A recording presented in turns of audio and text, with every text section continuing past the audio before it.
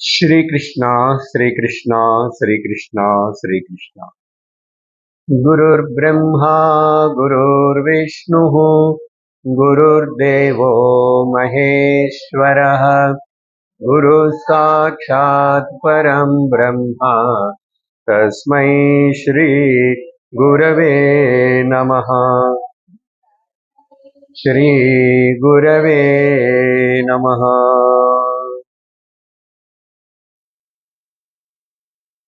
हरि ओम तत्सत्। श्वेताश्वतर उपनिषत् முதல் அத்தியாயத்தில் 10வது ஸ்லோகம். க்ஷரம் பிரதானம் அமிர்தாக்ஷரம் ஹரஹ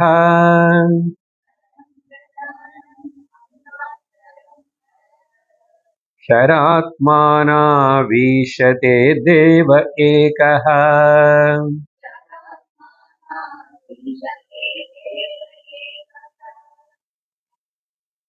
தஸ்யாபித்யானா யோஜனாத் தத்வபாவாத் தத்வபாவாத் பூயश्चान्ते விஸ்வமாயா நிவృத்திஹ.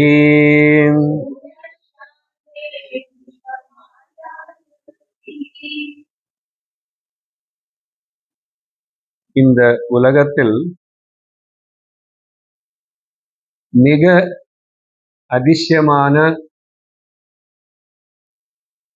மிக உயர்ந்த வித்யை பிரம்ம வித்யா, அதாவது ஆத்ம வித்யா. இதுக்கு மீறி இன்னொரு சிறப்பான வித்யனேர் ஒண்ணு கிடையாது. அதிசயம் ஏன் சொல்றோம்னா, இது கேட்கறதுக்கு படிக்கிறதுக்கு நிறைய பேரு விரும்ப மாட்டான். வந்தவங்களுக்கு கூட நல்லா புரியுமா கேட்பானான்னு கூட தெரியாது. ஸோ அந்த ரேரிட்டினால இது அதிசயம். அதே சமயத்தில் உயர்ந்த ஒரு சிறப்பான படிப்பு. இது மனசுல வச்சுக்கிட்டு பார்க்கும்போது இந்த ஸ்லோகங்களுக்குள்ள இப்போ இங்க ஸ்வேதாஸ்வர ரிஷி சொல்ற இந்த கருத்துக்கள் பார்த்தா நேர சத்தியம் என்பது என்ன, ஆத்மா என்பது என்ன, பரமாத்மா என்பது என்னன்னு சொல்லி நமக்கு காட்டி கொடுக்கிறார். அதனால கொஞ்சம் கிளிஷ்டமான வார்த்தைகள் எல்லாம் இருக்கும். நம்ம அதோட சாராம்சத்தினை அர்த்தத்தினை புரிஞ்சுக்கிட்டா போதும். இந்த 10வது மந்திரத்தில் பார்த்தோம் கடந்த சத்சங்கத்தில், இங்க எப்பவுமே 2 இருக்கு. 2 இல்ல, ஏக்கும் 1தான் இருக்குன்னு நீங்க தானே சார் சொல்றீங்க, அப்புறம் இப்போ 2ன்னு சொல்றீங்க.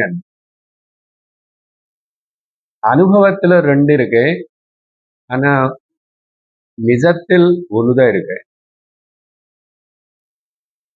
அப்போ அனுபவத்துல 2 பார்த்துட்டு இருந்தா கூட அந்த 1 என்னன்னு தெரிஞ்சுக்கணும். அப்போ சாஸ்திரம் 2 இருக்கு அது சொல்றது துவைத்தம் இருக்குன்னு ஒத்துக்கிறதுக்காக சொல்லல. இந்த 2த்தில் 1 இல்யூஷன், மித்யா. இன்னொன்னு பரமசத்தியம். மித்யானது இருக்கிற போல் காணப்படும், ஆனா விசாரணை பண்ணதுக்கு அப்புறம் அது இல்லை, இருக்காது. நம்ம காணல் நீர் போல்.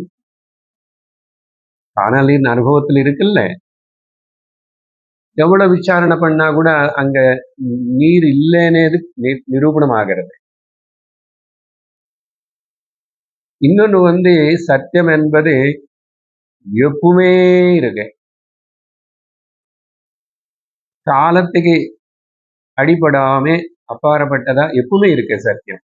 அதனால ரெண்டு இருக்குன்னு சொல்லணும். ஒண்ணுக்கு சம்ஸ்கிருதத்துல பேரு நசிஞ்சு போற தன்மை இருக்கு, க்ஷரம். அதிக பேரு பிரகிருதி. இங்க பிரதானமான பேரு கொடுக்கப்பட்டது. நமக்கு தெரிஞ்சதெல்லாம், நமக்கு என்னென்ன தெரியுமோ, என்னென்ன அனுபவப்படுறதோ, அது ஏதாவது நீங்க இது இது சாஸ்வதம் சார், இது இருக்கும் எப்பவுமே சொல்ல முடியுமா? இப்போ வரைக்கும் யாராவது சொன்னாங்களா? இனிமே சொல்லுவாங்க? எதுவுமே இல்லை. அது எந்த அளவுக்கு இங்க ஏதோ பேரு புகழ் பெருசு அதீதன் ஏதாவது சொல்லு, அது சாஸ்வதமா இருக்கிறது இல்லைன்னது நம்ம எல்லோருடைய அனுபவம். ஒத்துக்கிறீங்களா? ஒத்துக்கிறோம். அது பிரகிருதி பிரதானம்.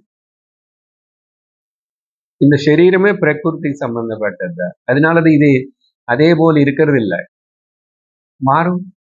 இப்போ குழந்தை இருக்கு, அதுக்கப்புறம் அது பெருசாகும், மாறும்.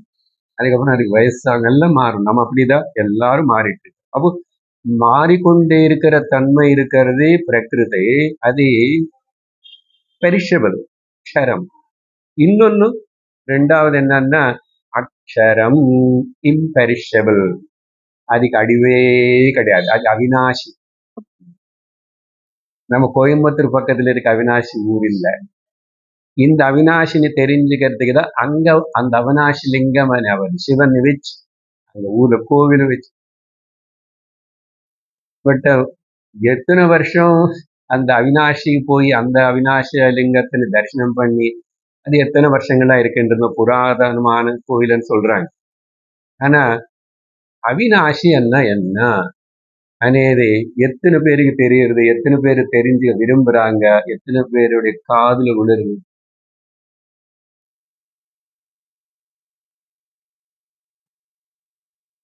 ஆத்மா ஆத்மான்னு ஏதோ சொல்றாங்க అనేది பேசுவோம். அவன் ஆத்மா போயிடுது சரீரம் விட்டு, சொல்லுவோம் என்ன ஆத்மான்னு, எங்க போயிடுச்சு, எங்க இருக்குது. இந்த ரெண்டு వార్త క్షరం అక్షరం అనేది மித்யா அண்ட் நிஜம், உண்மை అనేది ஒரு மனிதனுடைய காதுல உளுறதுக்கே அவனும் பெரிய பாக்கியம் பண்ணிருக்கு. இந்த அம்மா இன்னைக்கு இப்போ உட்கார்ந்தாங்க, கேட்கிறாங்க. இது முன்னாடி இந்த வார்த்தை இந்த விதமா எதுக்கு அவினாஷனி சொல்லப்படுறது, என்ன அது அவினாஷன், அது எங்கோ இருக்கா, அது எங்க இருந்தாலும் சரி, அது எப்படி இருந்தாலும் சரி, அது எனக்கு வேணும். அது எனக்கு எட்டு இல்லையா, எனக்கு எட்டு இருக்கா இல்லையா? எனக்கு பொறுத்த வரைக்கும் மேலோட்டமா பார்த்தா இது நாசனம் ஆகிறது தான். நான் சேர்த்து வச்சது எல்லாமே போயிடும், இல்லைன்னு நான் விட்டுட்டு போவேன் இல்லையோ. நமக்கு சேர்ந்தவங்க எல்லாரும் நம்மளை விட்டுட்டு போவாங்க, இல்லைன்னா அவங்கள விட்டுட்டு நம்ம போகணும். இப்ப அந்த அவினாஷன் சொல்றாங்க, சரி அவர் சிவலிங்கமே, சிவனே நினைக்கிறோம். இப்ப அவர்ని பூஜிச்சா பிரார்த்திச்சா அவர் அவினாஷிதான், நானு நாசனம் இருக்கிறவன் தான்.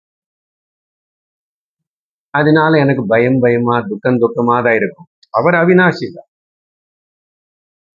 அந்த பயத்தினால துக்கத்து போறதுக்கு அதுக்குன்னு அவன் பூஜிப்பேன். வேலை நடக்காது அப்படி. உனக்கு சாந்தி நிம்மதி, நீ அந்த அவினாஷியான வஸ்து நீ எனக்கு தெரிஞ்சுக்கிற வரைக்கும் உனக்கு பூர்ணத்துவம் வராது, நிம்மதி வராது, சாந்தி வராது, நிறைவு வராது. கரெக்ட் தானே? அப்படி சொல்லி இந்த பிரகிருதி நசிஞ்சு போறது, அப்புறம் இங்க ஜீவன் சொல்லிட்டு இந்த சரீரத்தில் தனியா ஒருத்தர் அபிமானப்பட்டுட்டு ஒருத்தர் வாடுறான். இந்த சரீரத்தில்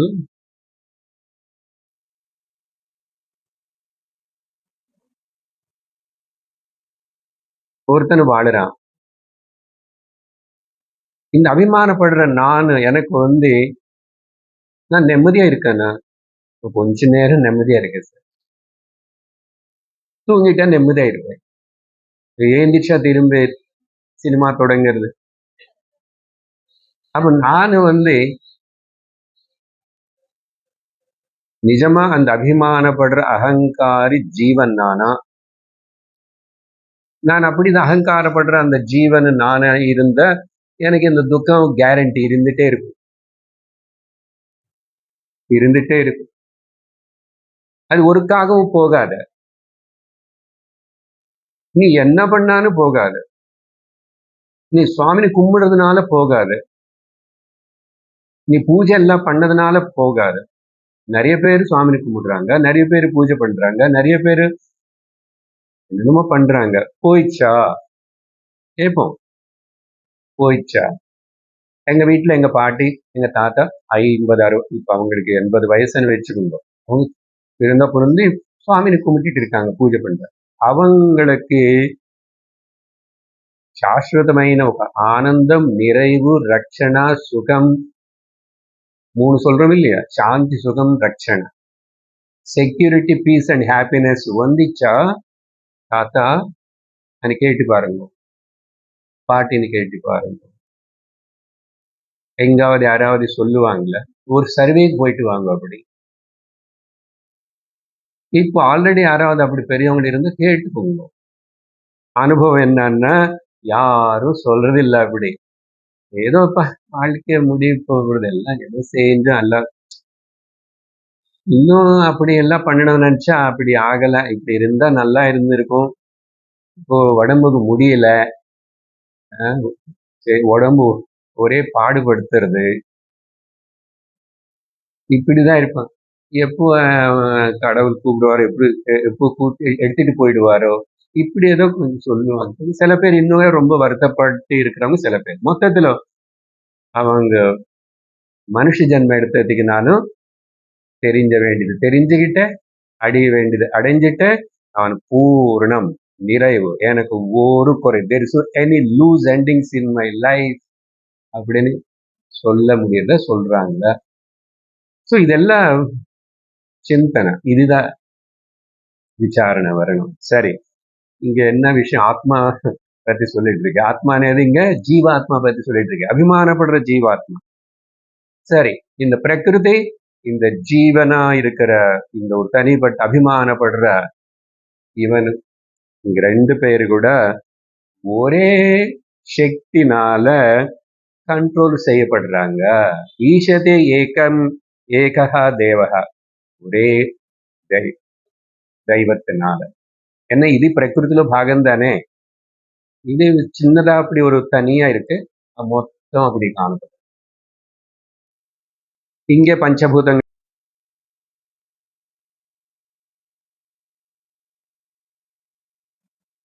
ஒரே சக்தினால கவர்ன் செய்யப்படுறது, கண்ட்ரோல் செய்யப்படுறது. சரி, இப்போ அந்த தேவனை பத்தி யாரு தெரிஞ்சுக்கிறானோ அந்த சக்தி, அதுக்கு ஏதாவது பேரு கொடுங்கோ, என்ன பேரு கொடுத்தாலும் தப்பு கிடையாது. ஆத்மானுங்கோ, பரமாத்மானுங்கோ, தெய்வமனுங்கோ, ஏதாவது கான்சியஸ்னஸ் ஏதாவது சொல்லுங்க. தஸ்ய அபித்தியான யோஜனாத் தத்துவபாவாத்தனி 3 பதங்கள். அந்த சக்தி, அந்த தெய்வம் பத்தி யாரு தியானிச்சு அதோட தத்துவம் என்னன்னு தெரிஞ்சுக்கிறானோ, இந்த தியானிச்சு అనేది நம்ம மெடிடேஷன் பண்ணியோ அப்படின்னு எடுத்துக்கூடாது. ஒழுங்க கிளாஸுக்கு போய் குரு கிட்ட உட்கார்ந்துட்டு சாஸ்திரம் கேட்டு தெரிஞ்சுக்கிட்டான். அந்த கேட்டு தெரிஞ்சுக்கிறதா இங்க தியானம்.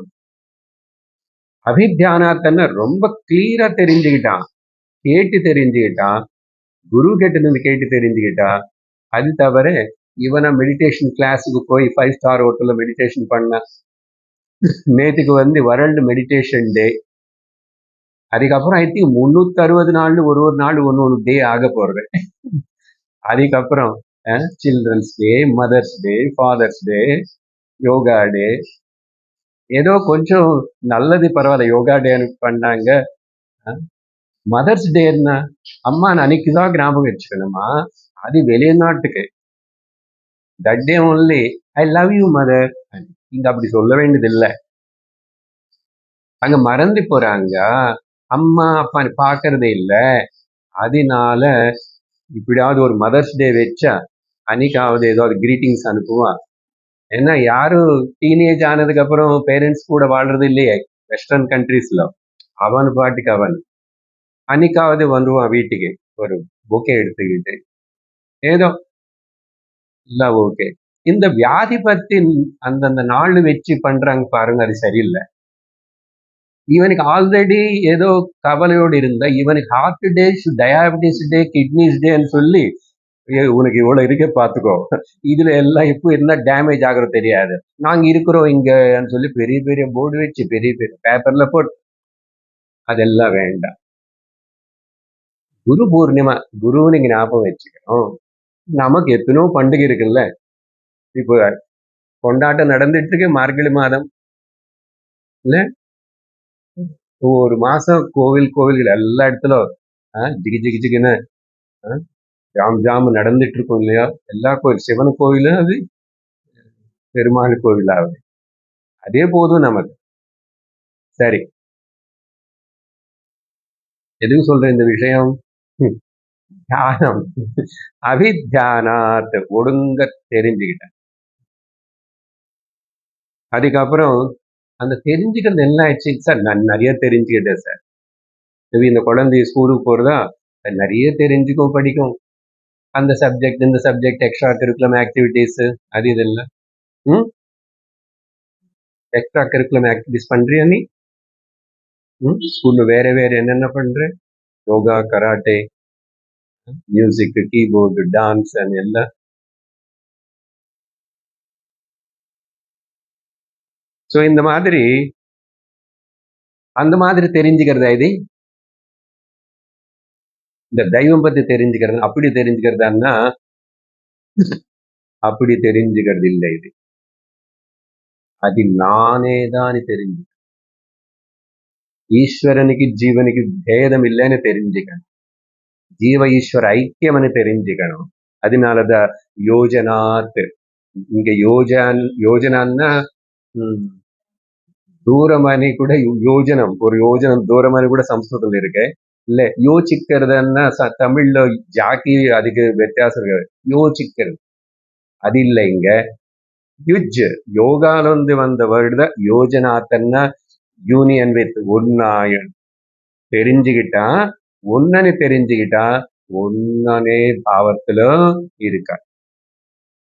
He understood very well and then he abided and established in that oneness. அப்படிப்பட்ட இதுல என்ன ஆயிடுச்சு? இப்போ எந்த விதமா புரிஞ்சுக்கிட்டான்? தத்துவபாவாத் புரிஞ்சுக்கிட்டான். தத்துவபாவாத்தன்ன தத்துவமு அசி, அந்த மகா வாக்கியம். நீ நானும் ஒண்ணுதான், அதையும் நீ ஒண்ணுதான். தத்துவபாவத்தன்ன எசென்ஷியல்லி சாரம் என்னன்னு தெரிஞ்சுக்கிட்டான்.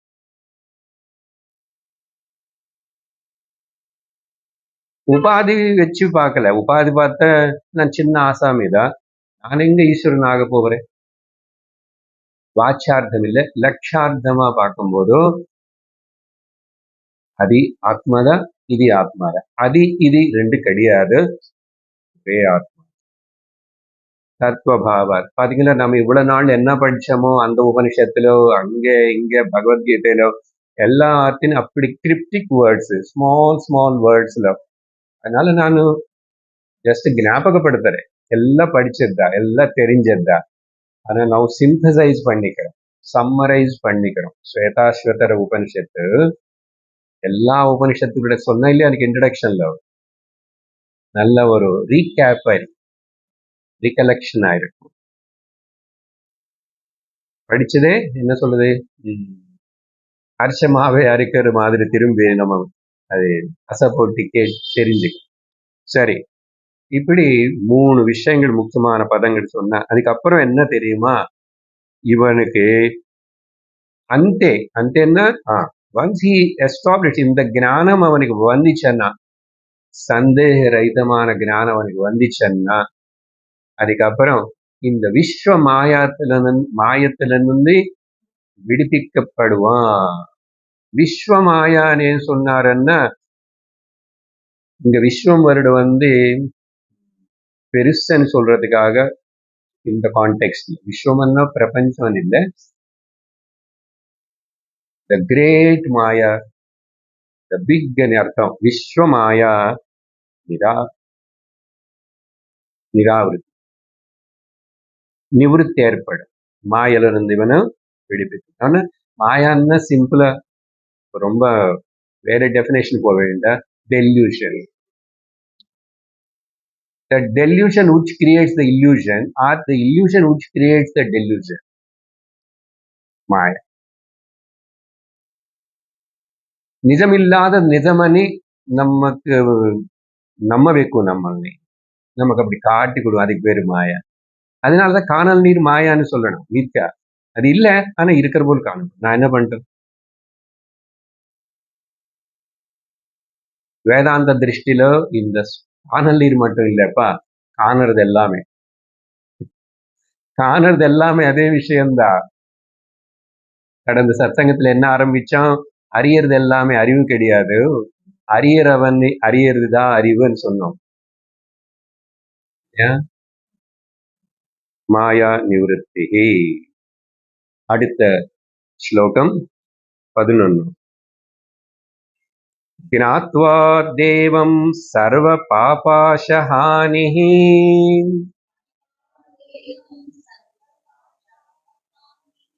க்ஷீணை க்லேஷைர் ஜன்ம மிருத்யு பிரஹாணிஹ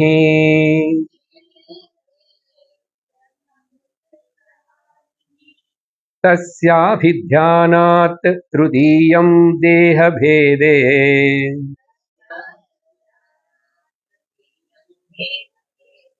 விஸ்வைஸ்வரியம் கேவல ஆப்தகாமஹ.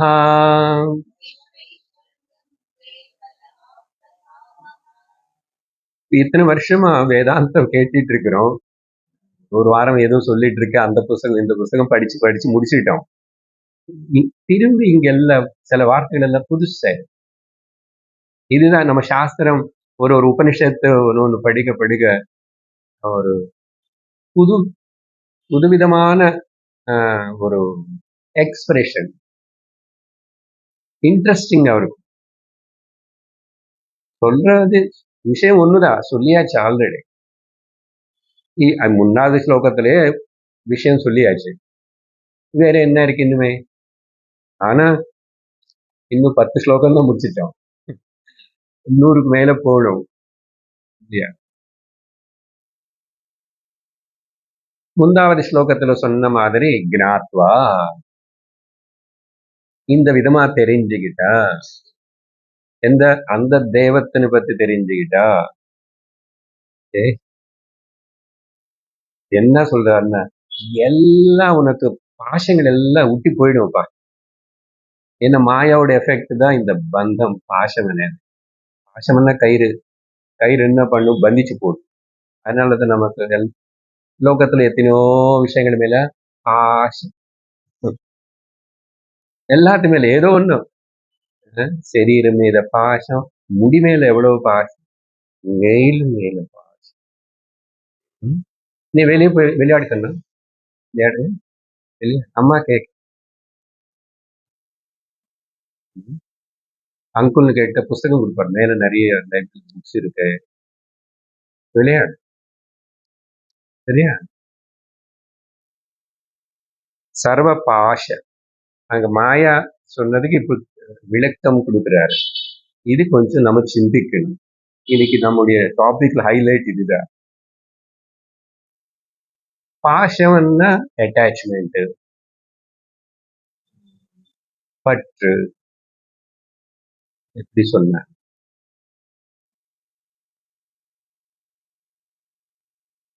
அது நம்மளுக்கு அதோட பிடிப்புல நம்ம இருக்கிறோம். இல்ல அது நம்ம விடாம பிடிச்சிருக்கோம். இந்த குரங்கு கதை ஞாபகம் இருக்க? குரங்காமா, நாட்டி குரங்கு. ஒரு கடையில நிறைய வேர்கள், பட்டாணி அதெல்லாம் விற்கிறாரு. அப்படின்னு பாட்டில்ஸ் எல்லாம் இருக்கும் மூடி வச்சு. அது மேல பார்த்துட்டு இருக்கும், எப்போ சான்ஸ் வரும் ஏதாவது போய் கை வச்சு எடுத்துக்கலாமன்னு சொல்லி குரங்கு. இவர் விற்கிற ஒரு நாள் அது எல்லாமே பாட்டில் கொஞ்சம் மூடி எல்லாம் சின்னதா இருக்கு. அதோட மூடி சின்னதா இருக்கு. ஏன்னா ரொம்ப பெருசா இருந்தா அடிக்கடிக்கு திறக்கும்போது காற்று போய் அதெல்லாம் மெத்தி ஆயிடும் இல்லையா, கிறிஸ்பினஸ் போயிடும். பூஜா போல் சின்ன வாய். இவர் மூடி எடுப்பாரு, யாருக்காவது வேணும்னா கொடுப்பார், திரும்பி மூடி வைக்க மறந்துட்டார். குரங்கு மகாராஜ் பார்த்துட்டு இருக்கான், எப்போ சான்ஸ் வருதுனே, மூடி வைக்கல, பசி, ஆசை, வேர்கள் சாப்பிடணும், ஓந்தி கை உள்ள வச்சுட்டு அப்படி அதுக்கு கூட 5 வரல் இருக்கும், சின்னதா இருக்கும் கொஞ்சம். அப்படி நிறைய எடுத்துக்கிச்சு, எவ்வளவு நிறைய எடுத்துக்க முடியும் அவ்வளவு எடுத்துக்கிச்சு. ஆனா கையில அது எல்லாம் எடுத்ததுக்கு அப்புறம் கை வெளியே வர மாட்டேங்குது. அதுக்குள்ள கடைக்காரன வந்தா உள்ள போயிடும், குச்சி எடுத்துட்டு அடி ஏடுன்னு அடிக்கிறான். அது பாட்டில் எடுத்துட்டு தூக்கி ஓட முடியாது, கையை எடுக்கவும் முடியல.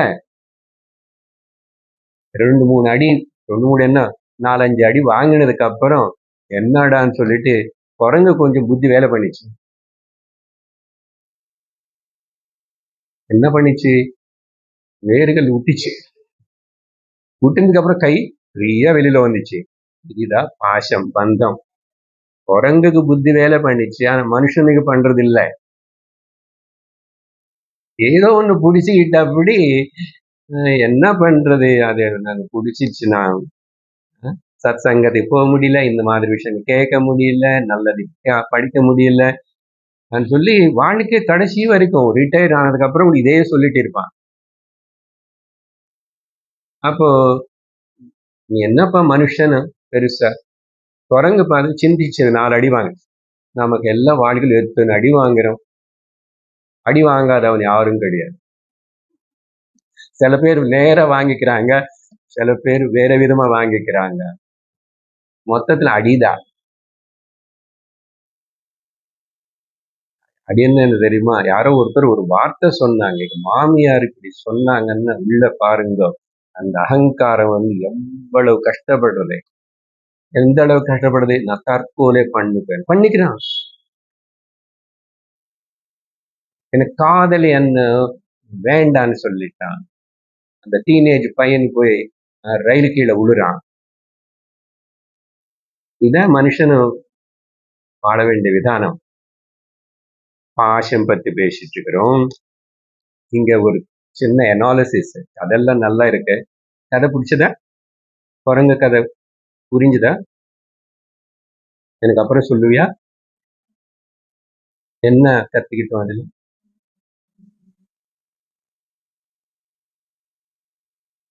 ரொம்ப ரீசனபிளா திங்க் பண்றோம். அப்ப என்ன, எதுவுமே பாசம் அட்டாச்மெண்ட்டை வச்சுக்கூடாதா? நிறைய வாட்டி பொசெஷன்ஸ், ரிலேஷன்ஸ் என்ன சொல்லியிருக்கோம் நம்ம, அப்பா பொசெஷன்ஸ் అనేది வெட் கார்பேஜ், ட்ரை கார்பேஜ். ரிலேஷன்ஸ் అనేది வெட் கார்பேஜ், 2 கார்பேஜ் தான் అని சொல்லிட்டு ஏன் இப்படி எல்லாம் ரொம்ப வெறுப்பு வர மாதிரி இப்படியே சொல்றீங்க? எங்களுக்கு குடும்பம் இருக்கு, குழந்தைகள் இருக்காங்க, இதெல்லாம் இருக்கு, அட்டாச்மெண்ட் இல்லாம எப்படி இருக்கிறது என்னதுன்னு ஜென்ரலா தாட் வரும். அப்ப இதெல்லாம் யாருக்கு இந்த வேதாந்தம்? இதெல்லாம் இது எல்லாம் முடி நெறிஞ்சதுக்கு அப்புறம் ரிட்டையர் பீப்புள் அவங்களுக்கு சொல்லுவோம், அவங்களும் ஏத்துக்கிறாங்களோ? அவங்களும் ஏத்துக்கல. என்ன சார், அந்த கிராண்ட் சில்ட்ரன் அவங்க எல்லாரும் கூட அப்படி எப்படி இருந்துட்டு டிவி பார்த்துட்டு காலம், டிவிக்கு நான் கொஞ்சம் நேரம் கொடுப்பேன், எங்க கிராண்ட் சில்ட்ரன் கொடுப்பேன், பகவத்கீதா வேதாந்தம் இதெல்லாம் கேட்க சுவாமிக்கு இப்படி பண்ணி விபூதி வச்சுக்குவேன் காலையில. அவன் இப்படி சொல்லுவான், யங்ஸ்டர்ஸ் அப்படி சொல்லுவான், மிடில் ஏஜ் அப்படி சொல்லுவான். இது எப்படி புரிஞ்சுக்கணும் இது?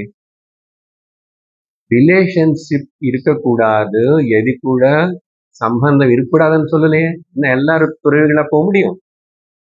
போக முடியாது. சம்பந்தம் இருக்கணும். மனுஷனு அவனுடைய இமோஷன்ஸ் நல்ல விதத்துல வளரணும்னா இந்த குழந்தைகள் அது நல்ல விதமா வளரணும்னா நம்ம நாட்டு பொறுத்த வரைக்கும், வெளிநாட்டு விஷயம் பேசல, சின்ன வயசுல இருந்து அம்மா கூட சம்பந்தம், வயத்துல இருக்கும்போது சம்பந்தம், அதுக்கப்புறம் வெளியில வந்ததுக்கு அப்புறம் கூட அம்மாவுடைய மடியில இருந்தா, அம்மா கையில இருந்தா அதுக்கு ஒரு கோசினஸ். அது மட்டும் இல்லை, கொஞ்சம் அதுக்கப்புறம் கலரு அதெல்லாம் தெரிஞ்சதுக்கு அப்புறம் அம்மாவுடைய சாரி பிடிச்சிக்கிட்டா கூட போதும், அம்மா பக்கத்துல இருந்தா போதும். அப்படி அந்த அட்டாச்மெண்டோட இருந்தாதான் அந்த குழந்தையுடைய பிரெயின் மனசு நல்ல விதத்துல வளரும். அப்படி இல்லாத கேசஸ்ல ரிசர்ச்ல சொல்றாங்க, அவன் வாழ்க்கையில ரொம்ப ஒரு வேற விதமா ஆயிடுறான், சரியா வளர மாட்டான். he cannot grow as a complete person. அதுக்கு கண்டிப்பா அம்மா முக்கியம் சொல்றோம், அதுக்கப்புறம் அப்பா, தென் ஃபேமிலி. அப்ப அப்படி அட்டாச்மெண்ட் இருக்கிறதுனாலதான் அந்த குழந்தை ஏன்னா அதுக்கு சப்போர்ட் வேணும். அதுல குழந்தை ஃபீல்ஸ் கம்ஃபர்ட் இல்லையா, ரொம்ப ரட்சண கம்ஃபர்ட். அப்போ எனக்கு அம்மா இருக்காங்க. அப்புறம் பாருங்க, சின்ன வயசுல முக்கியம் அம்மா சொல்றதுன்னா என்ன சொன்னா அம்மா சொல்றது குழந்தை கேட்கும். அப்பாப்போ அடம் பிடிச்சி கலாட்டை பண்ணா கூட அம்மா சொல்ற. அதுக்கப்புறம் தான் ஸ்கூலுக்கு போனதுக்கு அப்புறம் அந்த டீச்சர் டெய்லி பார்த்து பார்த்து பார்த்து அவங்க சொல்லி கொடுத்ததுக்கு அப்புறம் அதுக்கு டீச்சர் மேல ரொம்ப நம்பிக்கை வருது. இப்போ అటాచ్మెంట్ అనేది ఎదుకన్నా உனக்கு ஒரு நம்பிக்கை అనేది இருக்கணும், உனக்கு ஒரு தைரியம் అనేది இருக்கணும். வாழ்க்கையில அதெல்லாம் இருக்கணும். அதனாலதான் நம்ம நாட்டுல இப்ப இந்த சாஸ்திரம் இருக்கிற வேதம் சொல்றதெல்லாம் கிரகஸ்தனா இருந்து குடும்பம் எல்லாம் இருக்கட்டும். ஆனா அதிலேயே அப்படி இருக்கக்கூடாது. குழந்தை அப்படி இருக்குமா? கொஞ்சம் வளர்ந்ததுக்கு அப்புறம் என்ன ஆகும்? அம்மான்னு கொஞ்சம் கொஞ்சம் கொஞ்சம் டிட்டாச் ஆகும். அது ஸ்கூலுக்கு போக ஆரம்பிச்சாச்சு, ஃப்ரெண்ட்ஸ் கூட விளையாட ஆரம்பிச்சது. அதுக்கப்புறம் என்ன வேணும்? டாய்ஸ் வேணும் இல்லையா? டாய்ஸ் வேணும். அம்மா கூட வேண்டாம், டாய்ஸ் வேணும். எனக்கு சைக்கிள் வேணும், எனக்கு ஃபுட்பால் வேணும். ஆனா அந்த கொஞ்சம் சில வருடங்கள் அந்த குழந்தை நல்ல விதமா வளருது. அம்மா கேர் கொடுத்துதாகணும், குழந்தை அப்படிதான் வளரணும். அப்புறம் சொல்லி அதே புரிஞ்சுக்கிறதே, நான் அம்மா இல்லைன்னா கூட நான் ஸ்கூலுக்கு போவேன். முதல்ல எவ்வளவு அழும் அப்பா. அந்த ஃபர்ஸ்ட் டே அந்த கேஜி பிளாக் போய் பார்த்தா பாப்பன் டீச்சர்ஸ் எல்லாம் அழு அழு அழு அழு, எங்க பார்த்தா ஸ்லோ அழுங்குறது தூங்கி போயிடும். ஒரு வாரம் ஒரு மாசம் படகிடுதா இல்லையா, குட்டியாச்சு. ஆனா வளர்றதும் விட்டு.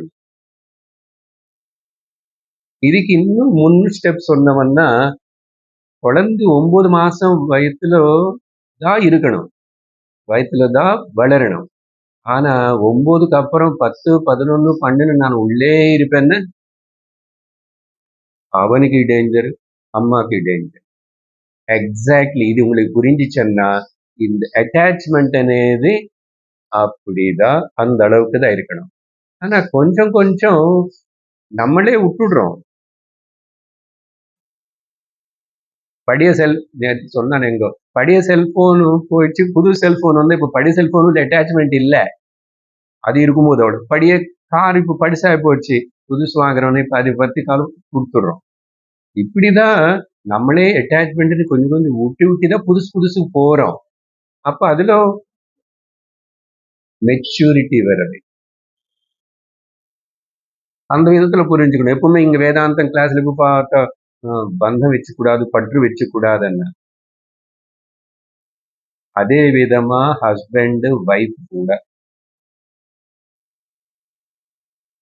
கொஞ்ச நாளுக்கு அப்புறம் ஒருத்தருக்கு நம்ம மென்டல்லி நம்ம 2 பேர் மெச்சூர் ஆகணும். யாருன்னு காட்டி கொடுக்கறதுக்கு நீயா நானா, நானா நீயான்னு சொல்றதுக்கு இல்ல. இந்த மேரேஜ் லைஃப் அதுக்கு இல்ல. எதுக்குன்னா ஆத்தியாத்மிகமா நான் 2 பேரு ஒருத்தருக்கு ஒத்தாசை பண்ணிக்கிட்டு மனுஷ ஜென்மம் கிடைச்சதுக்கு என்ன சாதிக்கணுமோ அதை சாதிப்போம் அப்படின்னு தான் மந்திரம் சொல்லுவாங்க கல்யாண சமயத்துல. அது சொல்ல வைப்பவர் அவருக்கு அர்த்தம் தெரியுமோ தெரியாது, அவங்களுக்கு சொல்ல மாட்டாங்க. எல்லாருக்கும் ரிசப்ஷனும் போட்டோகிராஃபர் தான் முக்கியம், இந்த மாதிரி மந்திரம் யாருக்கு தெரியும்? இதுதான் சொல்லிருக்கு. அதனால கல்யாணம் అనేది நம்ம நாட்டை பொறுத்த வரைக்கும் இது ரொம்ப ரொம்ப புனிதமான ஒரு விஷயம், காரியம். அங்க நீ உட்டி கொடுக்க பழகுவேன், உங்களுக்காக நானும் எனக்காக நீங்கனே. என்ன சொல்லுவார் சுவாமி சென்ட்ரல்ல? கல்யாணமான புதுசுல முதல்ல be made for each other, 10 years made for each other. அதுக்கு அடுத்த 10 years made for each other. அதுக்கப்புறம் only for each other, only for each other. Sacrifice, தியாகம் வந்துச்சு பாத்தீங்களா? குழந்தை பிறந்ததுக்கு அப்புறம் மனைவி கணவருக்கு நடுவில் சண்டெல்லாம் குறைஞ்சிடும். இனிமே அட்டென்ஷன் அவரு மேல போயிடுச்சு, தியாகம் பண்ணிட்டோம். ஸோ బంధం అనేది அப்படி. ஆனா உனக்கு வாழ்க்கை லட்சியம் అనేది கிளியரா இருக்கணும். லட்சியம் கிளியரா இருக்கு. நான் இது கொஞ்சம் நான் வேற விதமா கொஞ்சம் டீப்பா போறேன் இந்த பாயிண்ட் டாபிக். எப்படின்னா, கடவுளுடைய அனுகிரகம் எனக்கு கிடைக்கணும். எல்லாரும் ஆசிப்போம் கடவுளோட அனுகிரகம். ஆனா அங்க சாஸ்திரம் என்ன சொல்றதுன்னா, கடவுளே சொல்லுவாரு, நீ பகவத்கீதை பார்த்தாவோ வேற எங்க பார்த்தா, என்னோட அனுகிரகம் உனக்கு கிடைக்கணும்னா முதல்ல நீ தர்ம தேவத்தோட அனுகிரகம் பெற்று வரணும். புதுசா இருக்கும் உங்களுக்கு, புரியும். நீ தர்மமான வாழ்க்கை நடக்காம நீ திருமலை போ, எங்க போ, குருவாயூர் போ, என்ன பண்ணு, 1000 வரைக்கூடு, ஏதாவது பண்ணும், அவர் அனுகிரகம் பண்ண மாட்டாரு. உன்னுடைய டே டு டே லைஃப் தார்மீகமா இருக்கா இல்லையா? இது இப்படி சொல்லாம தர்ம தேவத்தோட அனுகிரகம் இருந்தா தவிர you cannot become succeed or get the கடவுளோட கிருப்பை வராது. பகவான் கீதையில் இப்படி சொல்ல மாட்டாரு. சொல்லாம தெய்வீ சம்பத்து இருக்கணும், தெய்வீ சம்பத்து இருக்கணும், உனக்குள்ள தயா, கருணா, பிரேமா, முதித்தம், இப்படிப்பட்ட சாத்விக குணங்கள் இருக்கோ?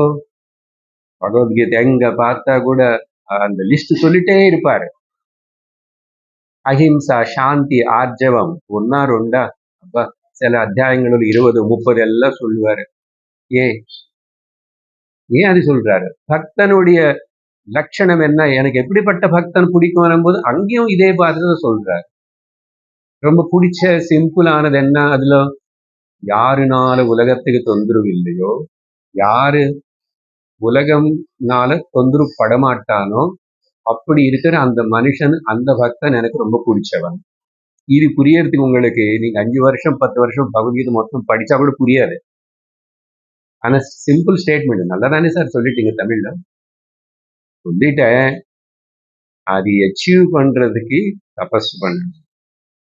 என்ன தபஸ்? எங்க போ சொல்றீங்க? ஒந்திங்க உட்கார்ந்து, நமக்கு வேறே தபஸ் கிடையாது. சரி, விஷயம் என்ன சொல்றீங்க? தர்ம தேவத்துடைய அனுகிரகம் இருக்கணும், இல்லைன்னா தெய்வ அனுகிரகம் வராது. சரி, தெய்வ அனுகிரகம் வந்துச்சுன்னா என்ன அடையாளம்?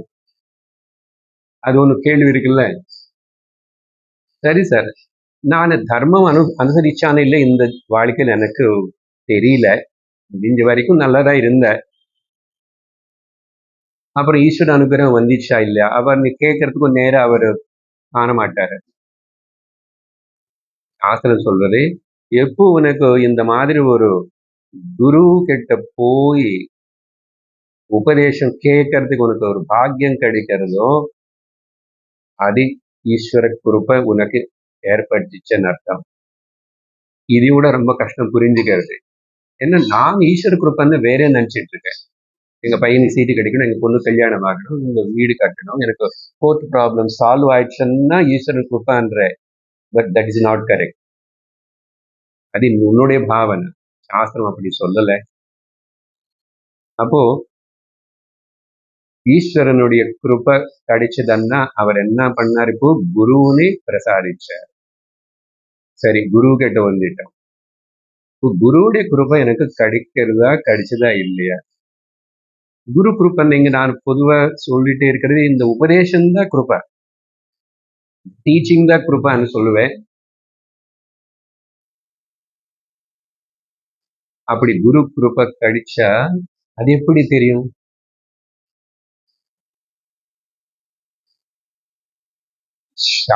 குரு அவர் கிருப்பனால உனக்கு ஒன்னு சாஸ்திர மாத்தத்துக்கு ஹேண்ட் ஓவர் பண்ணுவாரு. கர்ம தேவத்தை ஒன்னு ஈஸ்வரனுக்கு ஹேண்ட் ஓவர் பண்ணிச்சு. ஈஸ்வரன் உனக்கு குருவுக்கு ஹேண்ட் ஓவர் பண்ணிட்டாரு. குரு சாஸ்திர மாத்தத்துக்கு ஒன்னு ஹேண்ட் ஓவர் பண்ணுவாரு. சாஸ்திர மாத்த என்ன பண்ணுவோம் தெரியுமா?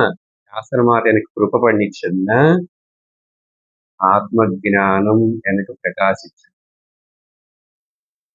இத்தனை கிருப்ப வேணும். இதுக்கு ஒரு 40 வருஷம் வச்சுக்கிறோம் கணக்கு. 50ன்னு சொல்லணும், ரொம்ப பயந்து போயிடுவீங்க.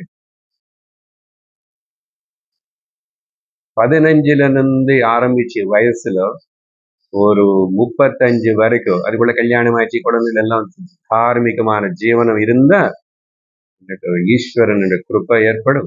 ஈஸ்வரனை திரும்பி உபாசனை பண்ணி நிஷ்காமமா அவர்கிட்ட அவனை ஆராதிச்ச எதுவுமே கேட்கல, நான் கேட்க மாட்டேன். அப்படி பண்ண அப்போ குரு அவைலபிள் கிடைப்பார்.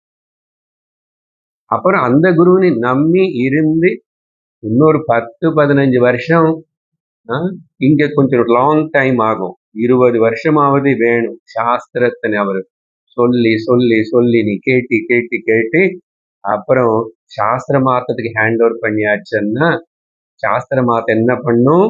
குட், நீ என்ன நல்லா புரிஞ்சுக்கிட்ட, நல்லா படிச்சுட்ட. நீ என்ன பார்க்கும் போதெல்லாம் நான் ஒரு கண்ணாடி போல் இதுல நீ பார்த்துக்கிற. கண்ணாடியில என்ன பார்ப்போம்? கண்ணாடியில முன்னாடி போய் நம்மளும் பார்ப்போம். சாஸ்திரம் கண்ணாடி என்ன எனக்கு காட்டி கொடுக்கறது.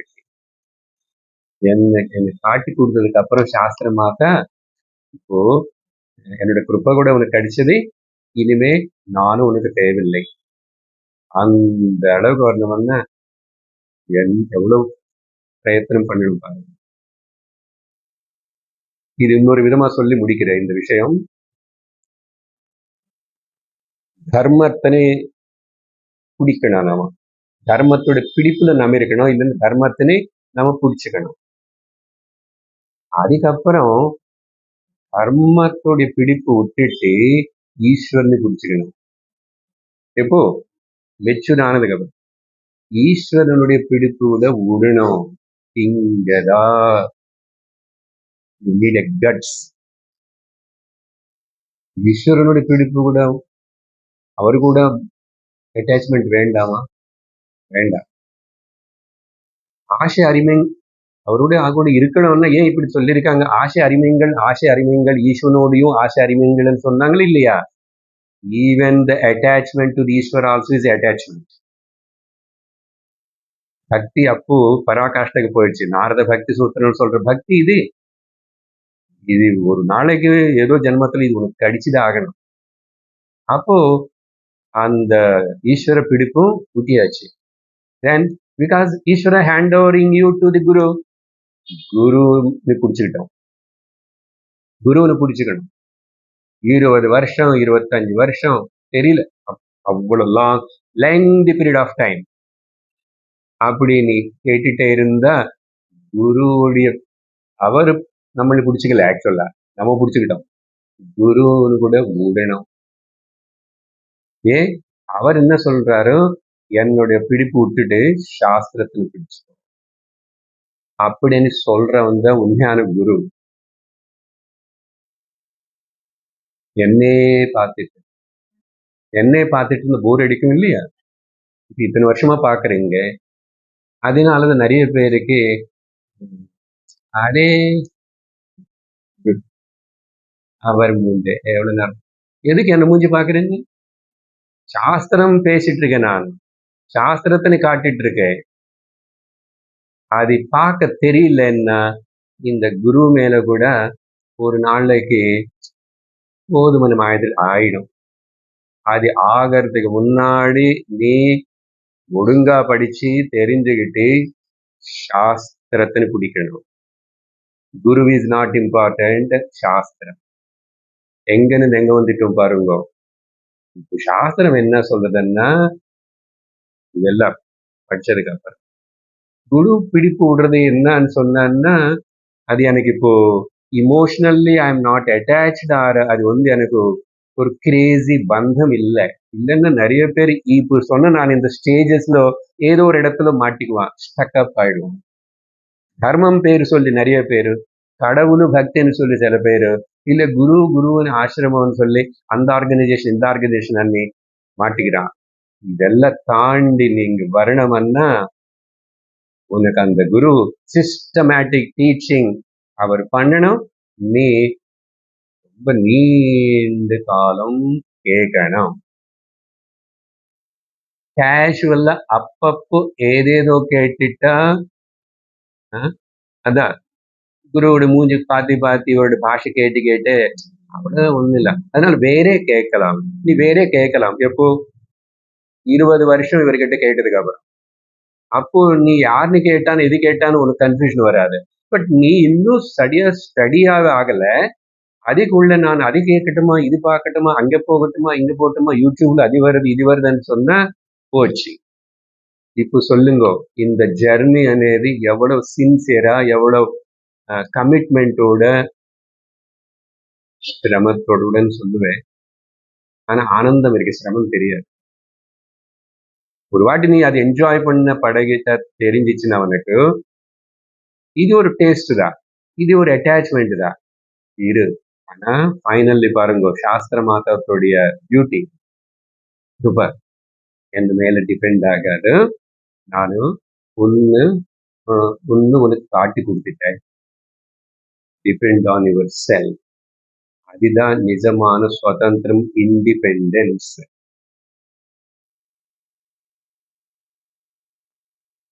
இப்போ நம்ம முடிவு பண்ணிக்கணும், இவ்வளவு ஜெர்னி பண்ணணும்னா நம்ம எந்த அளவுக்கு சின்சியரா இருக்கணும். 110% போதுமா? அவங்க முடிவு பண்ணணும். What is my life span now? இவர் என்ன 20-30 வருஷம் வந்துறாரு, அவருக்கு என்னமோ வயசு. இப்போ எனக்கு வயசு. இதெல்லாம் நடக்கிறதா? ஏன் சாமி இப்படி சொல்லி பயப்படுத்துறீங்க? பயப்படுத்தல. How fast you are, how quick you are, how alert you are, how committed you are to the real பாத்.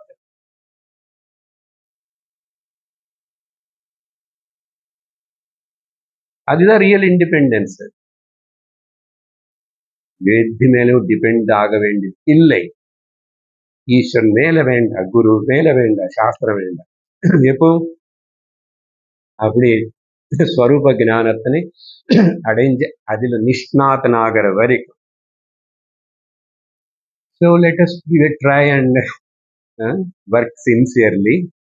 இப்போ இந்த இவ்வளவு விஷயம் நான் சொன்னது எல்லாமே இந்த ஆஷஹானிஹி என்றார் பாத்துங்க. இது வச்சுதான் நான் இவ்வளவு நேரம் பேசியிருக்கேன். அதனால கேஷுவலா சொல்ற ஆசை தொடர்ந்து அம்மாவுக்கு பாஷம் இருக்கும், இல்லாம எப்படி இருக்கும்? அது இல்லை அண்டர்ஸ்டாண்டிங், இவ்வளவு புரிஞ்சுக்கணும். இப்ப இதெல்லாம் எப்படி நடந்துச்சு? இந்த விதமா ஞாத்வான்றாரு, திருஷ்டுவான்னு சொல்லல. பார்த்தா ஒரு நாளைக்கு பார்க்க முடியாது. இது பார்க்கப்படுற பொருள் இல்லை, புரிஞ்சுக்க வேண்டிய விஷயம். பொருள்னு பார்க்கலாம், இது விஷயம். That's why God is not a object to see, but God is a subject to understand. That too as yourself. வினாத்வா தேவம் சர்வ பாஷ ஹானின்னு நீக்கும். You are once for all liberated. அதுக்கு பேர் தான் மோட்சம். அது எப்போ? இங்கே இந்த ஜென்மத்துல வேணுமன்னா.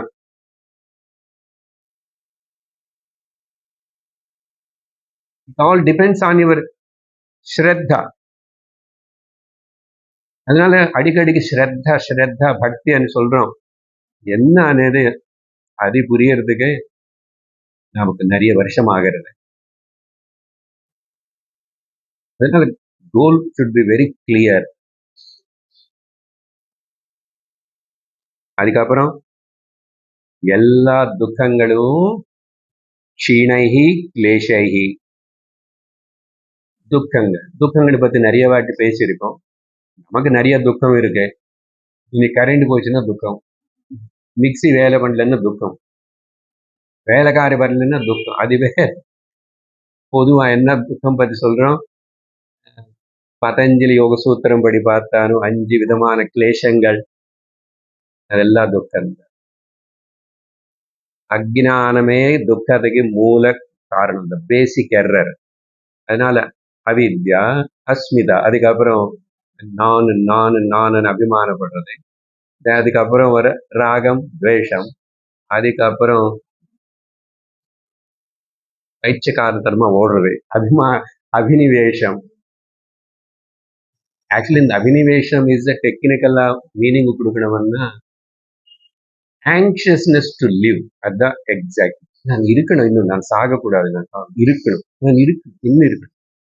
அட்லீஸ்ட் நான் போனா கூட என்னுடைய ஸ்டாச்சு இருக்கணும், என்னோட ஆல்பம் இருக்கணும், என்ன பேர்ல ஏதாவது கட்டி வைக்கணும், என்ன பேர்ல ஏதாவது எழுதி வைக்கணும். ஏன் ஆசை? அந்த கிளிங்கிங்னஸ் டு லிவ் இஸ் கால்ட் அபினிவேஷன். இருக்கு எல்லாருக்கும் நமக்கு இல்ல.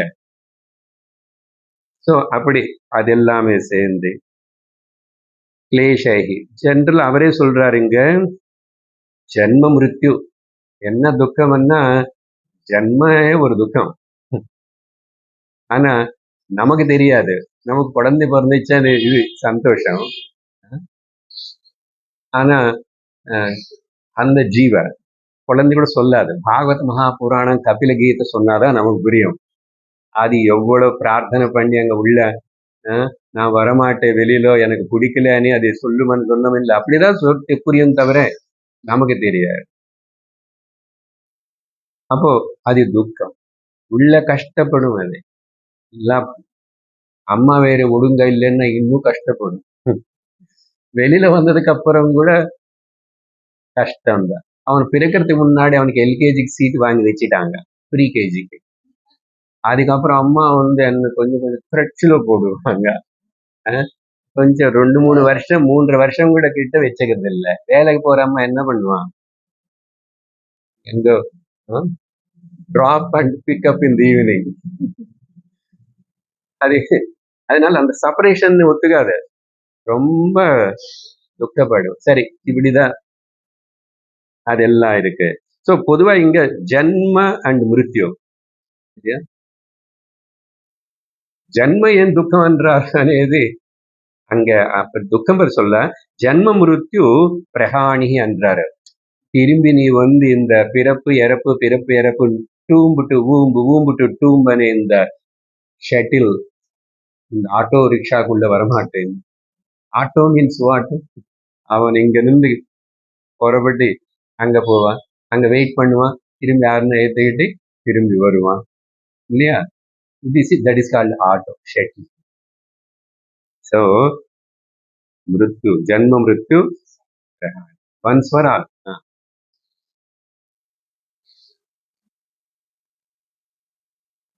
இங்க ஞாபகம் வச்சுக்கணும், இப்படி வேற நமக்கு யாரு ப்ராமிஸ் பண்ணாங்க உனக்கு மோட்சம் கிடைக்கும், வைகுண்ட வாசல்ல இருந்து போனா மோட்சம் கிடைக்கும்.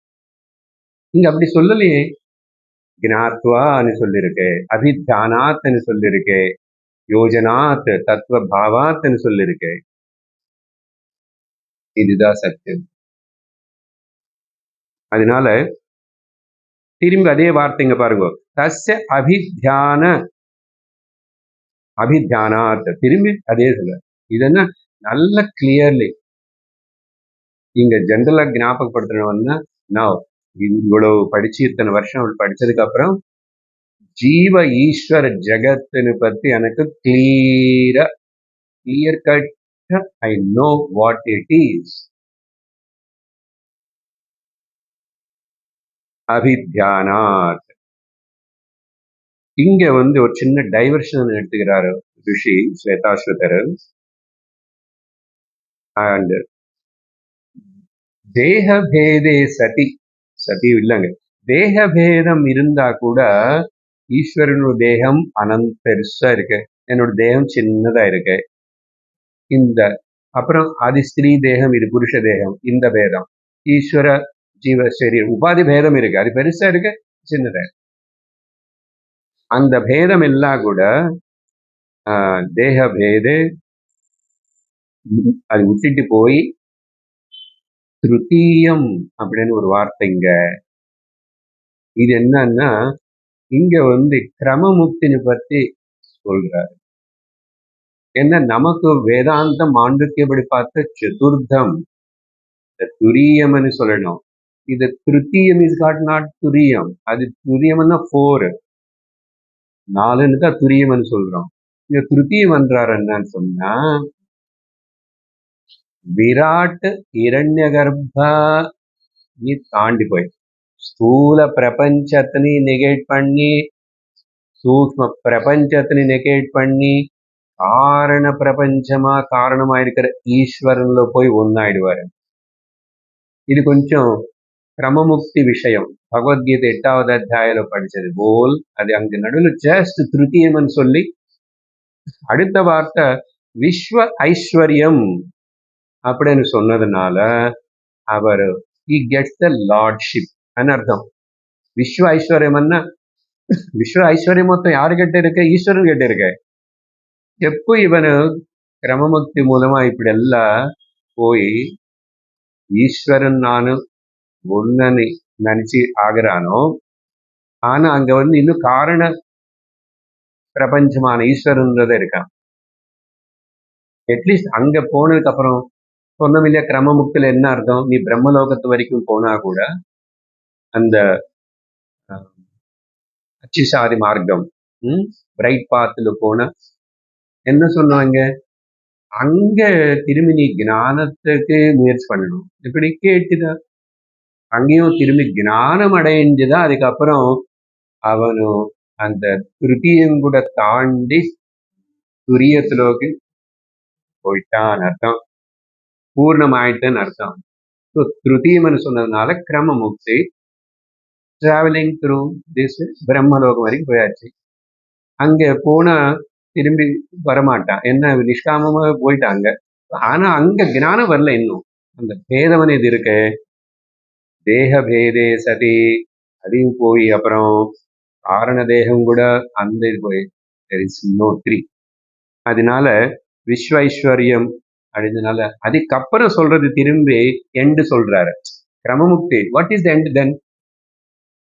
பொதுவா பிரம்மாஜி இருக்கிற வரைக்கும் அவர் திரும்பி பிரளயம் வர வரைக்கும், பிரளயம் வந்தா கூட அவருக்குள்ளே திரும்பி போய் திரும்பி வந்து அப்பன்னா அங்க அப்புறம் என்னதான் சார் பண்றோம்னா நீ ஆத்ம ஞானம் அடைஞ்சுதான் ஆகணும். அங்க யார் டீச் பண்ணுவாங்க சார்? டீச் பண்ணுவாங்க, டீச்சர்ஸ் இருப்பாங்க. பிரம்மதேவனு டீச்சர், அவருக்கு பிஸியா இருந்தா வேற யாராவது அப்பாயிண்ட் பண்ணுவாங்க, நீ கவலைப்பட. அதனாலதான் கிரமேண முக்தி. பட் நம்ம பண்றது என்னங்க, அதுக்கு நம்ம முக்கியத்துவம் கொடுக்கல. அது அங்கங்க சொன்னாலும் சரி, அதை அடியறது போறதே ரொம்ப கஷ்டம், அந்த பாத்து ரொம்ப டிஃபிகல்ட். அதுக்கு யோகா எல்லாம் பண்ணணும், அது பண்ணணும், இது பண்ணணும். பேசாம 1 மணி நேரம் கிளாஸுக்கு சேர்ல உட்காந்து தூங்கியோ தூங்காமையோ எப்படியோ நமக்கு என்ன வேணும்? சத்யோ முக்தி.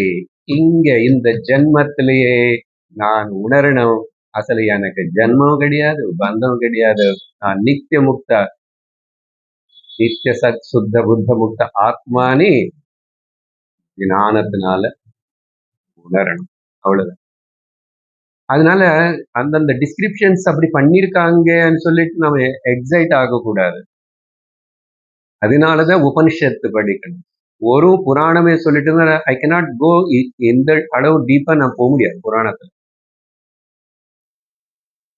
மேக்சிமம் சொல்லிதான் ஆகணும்னு சொல்லி அங்கங்க உள்ள அடங்கி இருக்கிற ரத்னங்கள் போல இருக்கிற கருத்துக்களை நிறுத்தி பாகவத்ல வந்து சொன்னார். அங்க நிறைய ஸ்லோகங்கள், நிறைய விஷயங்கள். ஆனா இந்த விஷயம் அந்த பாகவதம் பார்த்தோம், நம்ம மொத்தம் கேட்டோம். அதுக்கப்புறம் பாருங்க, அடுத்த வார்த்தைகள் பார்த்ததான் எண்டனே தெரியும். கிரமமுக்தனே நடுவில் ருத்தியமன் சொன்னா கூட கேவல కేవల కేవలం అనేది ఓన్లీ బ్రహ్మంకి தான் அந்த வார்த்தை. தமிழ் கேவலம் கிடையாது. ஹிருதய குஹர மத்தியே கேவல பிரம்ம மாத்திரம் அஹமஹமிதி சாட்சாத் ஆத்மரூபேண பாதி ஹிருதி விஷமனசா ஸ்வம் சின்வதாமஜ்ஜதாவ பவனச்சலனரோதா ஆத்மனிஷ்டோ பவத்வம் கேவலம். அதனால கைவல்ய உபனிஷத்து கடைசி வார்த்தை பார்த்தா அவனுக்கு எல்லா பாசமும் போயிடுச்சு, எல்லா துக்கமும் போனதுனால, அவன் ஞானத்தின் அடைஞ்சதுனால அவனுடைய டிசைர்ஸ் எல்லாம் ஃபுல்ஃபில் ஆயிடுச்சு. இதையும் ஜாகிரதை எடுத்துக்கணும். இது பிருகதாரண்யகத்துல இந்த வார்த்தை ஆல்ரெடி நம்ம டிஸ்கஸ் பண்ணோம். எல்லா டிசைர்ஸும் ஃபுல்ஃபில் ஆயிடுச்சு சார். எப்படி? எனக்கு தான் ஃபுல்லே ஆக மாட்டேங்குது. ஃபில் எங்க? அது எப்பயுமே ஃபுல்லா தான் இருக்கு. இங்க அர்த்தம் வந்து இட் பிகம்ஸ் டிசைர்லெஸ். ஏன்னா இதுக்கு அங்க என்ன சொன்னோம், அந்த சொல்லி நிறுத்துறேன். ஆத்ம காமஹ ஆப்த காமஹ ஆயிடுவான். ஆத்மனை அடைஞ்சவனு தெரிஞ்சுக்கினவனு எல்லா காமங்கள்ல டிசைர்ஸ் ஃபுல்ஃபில் ஆனதாயிடுச்சு. அதனால அவனுக்கு அகாமஹ. இந்த ஆப்த காமஹக்கு ரெண்டு இந்த பக்கம் நம்ம சேர்த்துக்கணும். ஆத்மா காமஹ ஆப்த காமஹ ஆயிட்டான். அதனால அகாம ஆயிட்டான். அகாமஹா இருந்தா எவ்வளவு ஆனந்தம் இருக்கணும்னு ஒரு டேஸ்ட் வேணும்னா இப்போ வீட்டுக்கு போய் தூங்கிடுங்க சாப்பிட்டுட்டு. இல்ல சார் இப்ப இங்கே கொஞ்சம் தூங்கிட்ட, உனக்கு எந்த டிசைர் இல்ல, கேட்கணும் கூட டிசைர் இல்ல, வீட்டுக்கு போன ஒரு டிசைர் இல்ல, இங்கே கூட தூங்கிடுங்க. சப்போஸ் ஒருத்தர் நல்லா தூங்கி போயாச்சுன்னு வச்சுக்கோங்க, சில இடத்துல அப்படி எல்லாம் எழுப்பி விட்டுட வேண்டியிருக்குல்ல. ட்ரெயின் ஊரு வந்துச்சு, ஏந்திரிக்க மாட்டான். டிசியை வந்து எழுப்பி விட்டணும், கொரடை போட்டு தூங்குறானே. போங்க சார், ஊரு வேண்டாம், ஒண்ணு வேண்டாம், கொண்டாட்டி வேண்டாம் சார். அப்படியே தானே? What you mean by that? தூக்கத்துல அப்போ அகாமன் ஆயிட்டான் இல்லையா? அதனால ஆப்த காமன் ஆயிட்டான். அதனால let us try to achieve. This is the goal of the life. Om Purnamada Purnamidam Purnat Purnamudachyate Purnasya Purnamadaya Purnamevavasishyate. Om Shanti Shanti Shanti. Harihi Om Shri Gurubhyo Namaha. Harihi Om. Hari Om Tat Sat.